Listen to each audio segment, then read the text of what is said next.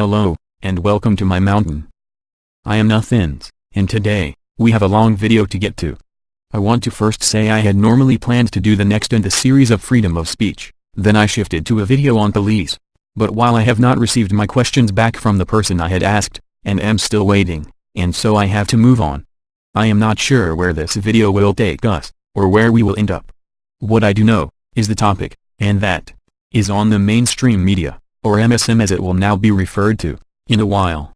But we must start somewhere. And that somewhere is with one of the most important inventions that led to the modern world. We all know it to be the printing press. Now, some of this video will be fact, others will be my point of view, and I will distinguish between them as always. What was the reason for the media as we know it today?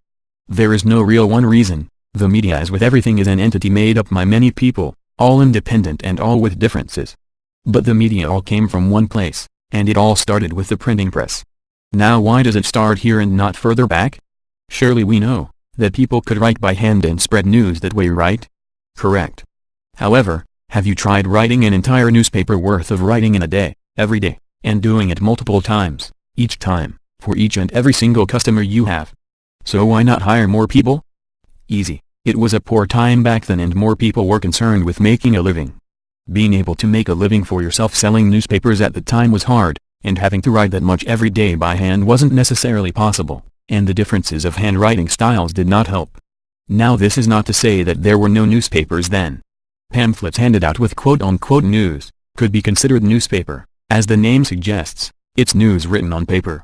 Now all of this is my own thoughts and is probably wrong. Now the importance of the printing press is drastic to news media now and back then. First, a little history. The first printing press, as most people are taught, was invented by Johannes Gutenberg. However, the true birthplace of the quote-unquote printing press goes back into Asia long before Gutenberg made his invention. Now the history of print is vast and complex and can be a video on of itself easily, but to keep this train moving, just a few things need to be known. Gutenberg was credited with the movable type press. One of his well-known prints was the Gutenberg Bible, a 42-line Bible made on the press and printed on paper, and the invention made it easy and cheaper to mass-produce works of literature. This leads to anyone with money being able to buy a printing press and starting their own printing company. Eventually newspapers became a thing many years after the invention. As I stated above, there is no way to really pinpoint the start of newspapers, mostly because of namesake, and where the line is drawn from a paper with news on it and a newspaper, but regardless, without the printing press, newspapers would not be around. Moving into something more opinion-based here, why is the mention of newspapers even necessary at all? We have TV, the internet, and stone tablets and all of these great ways to receive news. Well, the printing press made distributing news much easier and enabled it to come out sooner, faster, and much cheaper. Those simple facts enabled news to be consumed near daily for many people. This started businesses whose sole purpose was to spread awareness of issues and happenings of the day. Many news organizations grew from these grassroots, and it is important to mention it because of that reason. Now I am not going to try and convince you that without the printing press that newspapers would not be in circulation, and I am not going to try to convince you that without the printing press, TV and internet news organizations would not exist, because that is absurd. Saying that without any one invention something else would never have happened is far-fetched. It would only take longer, and would have happened differently. That's even assuming that thing that was not invented in the first place was not invented elsewhere in the world.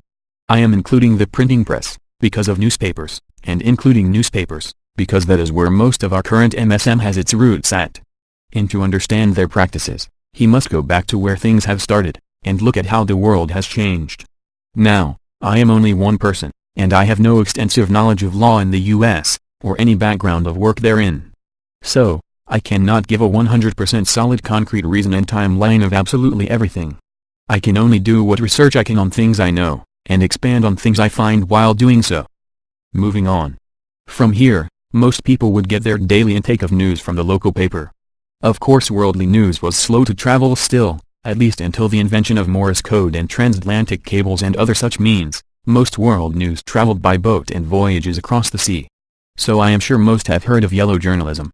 HistoryState.gov defines it as yellow journalism was a style of newspaper reporting that emphasized sensationalism over facts. Why do I bring this up? Well, newspapers had to get the attention of people somehow. So putting bold titles or criers to call out sold better. Putting out a paper with the title, "Boyd wrapped inside well," would sell better than a piece written with the headline, "Well, doing perfectly fine after 60 years. It was a way to grab attention of the readers to get them to buy the papers.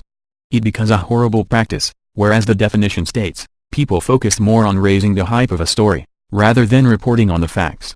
I think a good example of this, even though not real, is in Anchorman 2, where Ron Burgundy reports on a car chase. No, that's not news, Ron. Give it to me live, okay? And don't question me again. Good evening. I'm Ron Burgundy reporting live from New York. We have breaking news developing in our nation's heartland. A high-speed car chase is in progress. He starts to speculate on many things even when the car chase comes to an end. We didn't have a story, so he made one. You can't do that. Tell Ron to speculate who's driving the car. Ron, speculate on who's driving the car.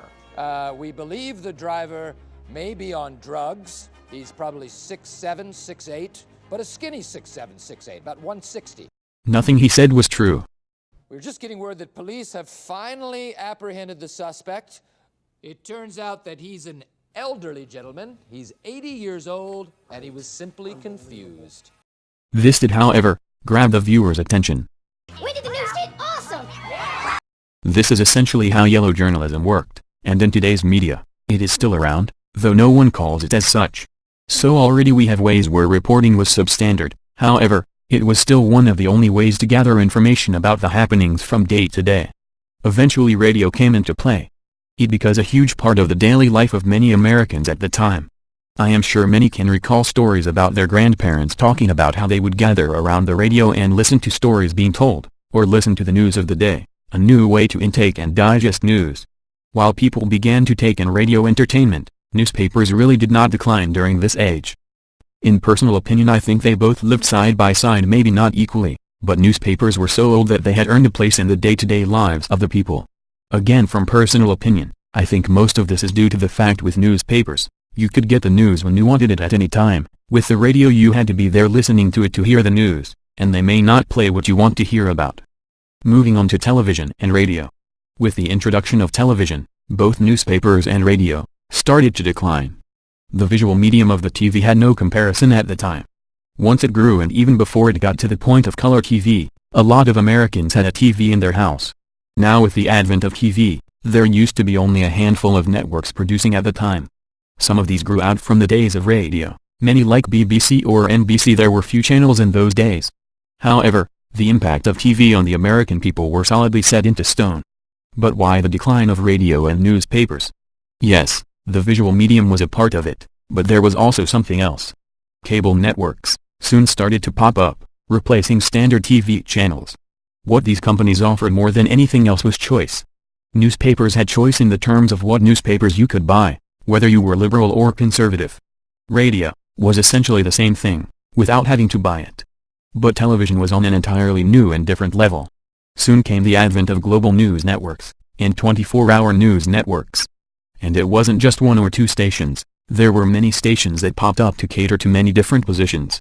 It was more choice than Americans really had, at any time before. Now, let's get another history lesson in.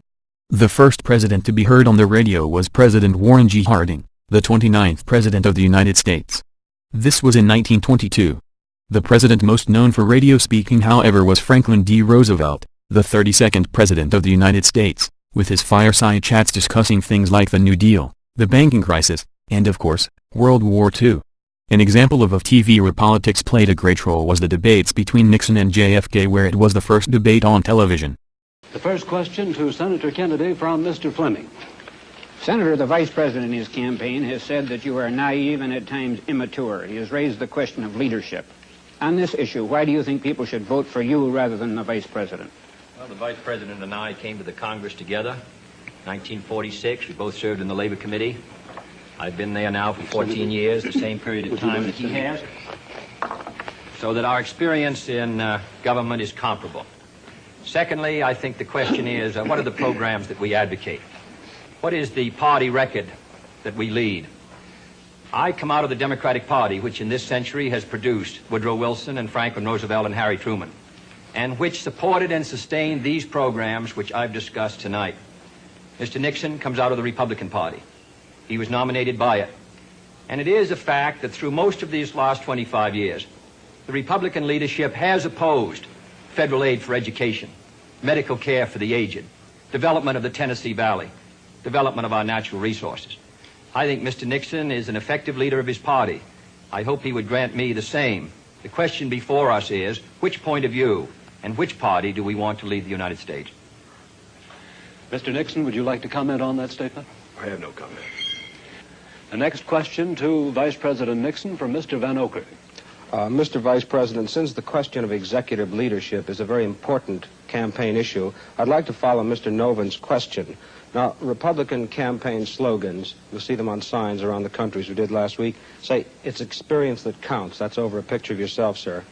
Implying that you've had more governmental executive decision-making experience than your opponent. Now, in his news conference on August 24th, President Eisenhower was asked to give one example of a major idea of yours that he adopted. His reply was, and I'm quoting, "If you give me a week, I might think of one. I don't remember." Now, that was a month ago, sir, and the President hasn't brought it up since. And I'm wondering, sir, if you can clarify which version is correct, the one put out by Republican campaign leaders or the one put out by President Eisenhower? Well, I would suggest, Mr. Van Oker, that if you know the President, that was probably a facetious remark.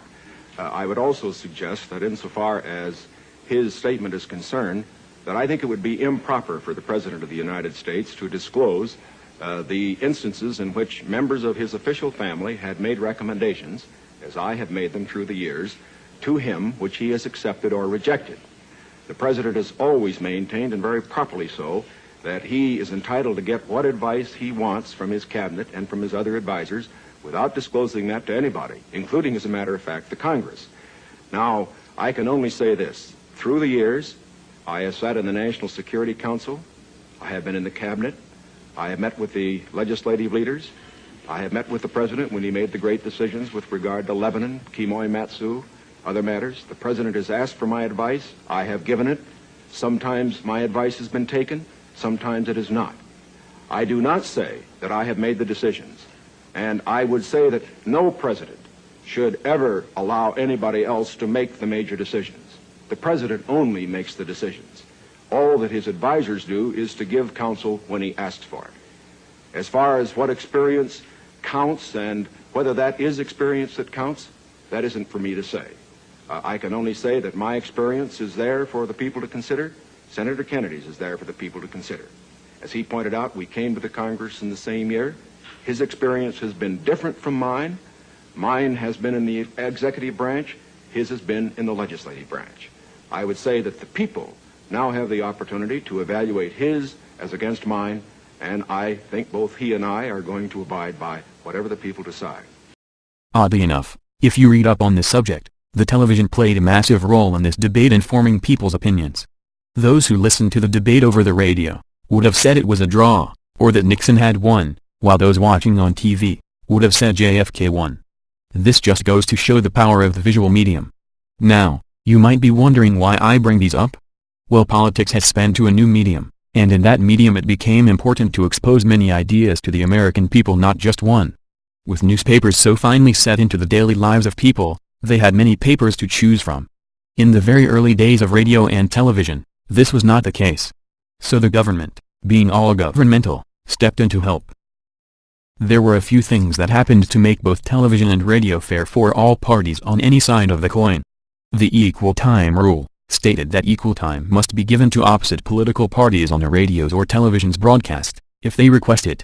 In the spirit of capitalism, I think we can all agree at least on the benefits of giving people the option rather than presenting one. People will always be happier with a choice if they get to make it, even if it turns out wrong, rather than if they were presented with only one option. I really wish I had a source for that, but I do not, so take that at face value or not. Even without happiness being a factor, offering competition assures that people will get the best product. A news network siding constantly with one side will not do near as well as a network that offers many points of view. Again, that is my own personal opinion.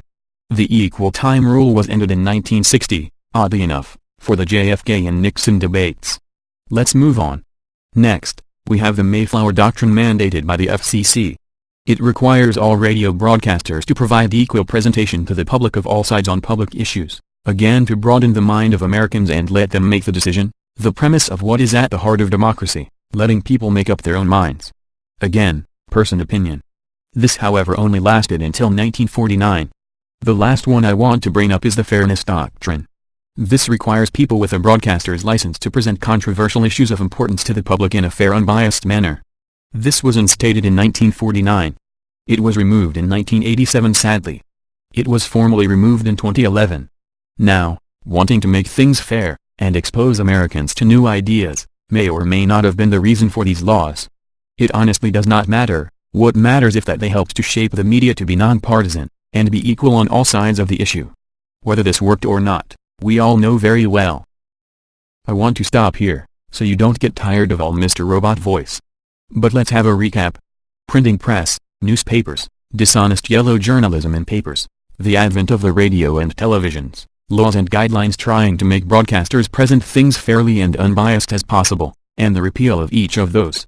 I know things are not in a well-planned timeline for everyone to follow along in, and I am sorry, but I only wanted to give a brief background on a few things, to make way for the next video. Next time we are really going to jump into some personal opinion. We will be taking a look at the birth of the internet, so to speak, or at least the interaction of the media and the internet. Stay tuned.